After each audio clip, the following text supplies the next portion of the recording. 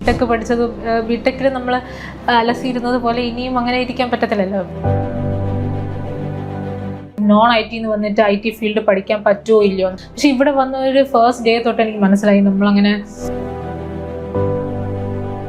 Hi, എൻ്റെ പേര് ഡാനിയ. എൻ്റെ ഒരു പാഷൻ ഡേറ്റാ സയൻസിലോട്ടായിരുന്നു. കാരണം യൂഷ്വൽ ഫുൾ സ്റ്റാക്കിൽ നിന്ന് എനിക്ക് ഡേറ്റാ സയൻസ് ആയിരുന്നു താല്പര്യം. അപ്പം ഫ്രണ്ട് വഴി എഡ്യൂർന്ന് വാക്ക് കേട്ടത് ഞാൻ മനസ്സിലാക്കിയായിരുന്നു. എഡ്യൂറിൽ ഡേറ്റാ സയൻസ് ആയിരുന്നു കൂടുതൽ ഇമ്പോർട്ടൻസ് കൊടുക്കുന്നതും മെയിനായിട്ട് സിലബസും കൂടെ നോക്കിയായിരുന്നു. ഇങ്ങനെ ഓരോ ഇൻസ്റ്റിറ്റ്യൂഷൻ്റെയും സിലബസും കൂടെ ക്രോസ് റെഫർ ചെയ്തായിരുന്നു. അപ്പം എനിക്ക് എഡ്യൂറിൻ്റെ കുറച്ചും കൂടെ ഇഷ്ടപ്പെട്ടു, കുറച്ചും കൂടെ എന്നെ കുറച്ചും കൂടെ ആകർഷിച്ചതെന്നായിട്ട് എനിക്ക് തോന്നി എഡ്യൂറിൻ്റെ. പിന്നെ ഇവിടുന്ന് വിളിച്ചപ്പോഴത്തേക്കും ഉള്ള ഒരു ഇൻട്രാക്ഷനൊക്കെ എനിക്ക് ഭയങ്കരമായിട്ട് ഇഷ്ടപ്പെട്ടു. അതുകൊണ്ടാണ് ഞാൻ എഡ്യൂർ തന്നെ സെലക്ട് ചെയ്തത്.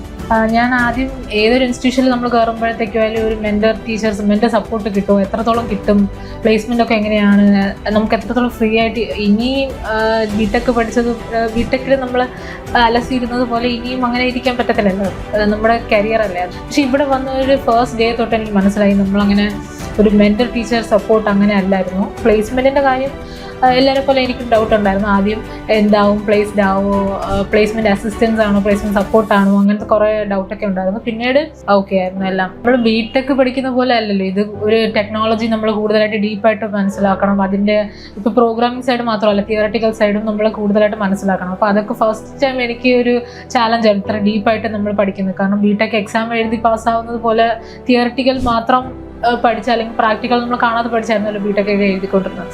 പക്ഷേ ഇവിടെ വന്നപ്പോഴത്തേക്കും അങ്ങനത്തെ ഒരു ഇതല്ല, നമ്മളെല്ലാം ഡീപ്പായിട്ട് മനസ്സിലാക്കി എല്ലാം ചെയ്യണമായിരുന്നു. അതെനിക്ക് ഫസ്റ്റ് കുറച്ചൊന്ന് പാടായിരുന്നു. പിന്നെ ആ ട്രാക്കിലോട്ട് വീണപ്പോഴത്തേക്കും ഇറ്റ്സ്. പിന്നെ അല്ലാതെ എനിക്ക് ശരവൺ സാറിനെ കൂടുതൽ ഇഷ്ടമാണ്. കാരണം സാർ കുറച്ചും കൂടെ ഒബ്സർവിങ് ആണ്. എന്നുവെച്ചാൽ നമ്മൾ പറയാത്തതിന് നമ്മുടെ കുറേ കാര്യങ്ങൾ സാറിന് എങ്ങനെയാണ് മനസ്സിലാവും.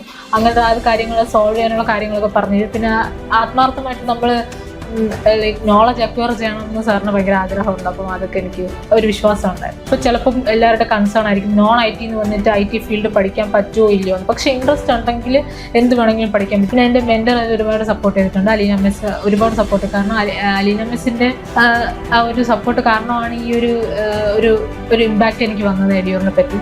ആസ് എ സപ്പോർട്ട് എല്ലാവരുടെയും എഡ്യൂറിലൊരു കളക്റ്റീവ് സപ്പോർട്ടാണ് കിട്ടിയിരിക്കുന്നത്. So thank you.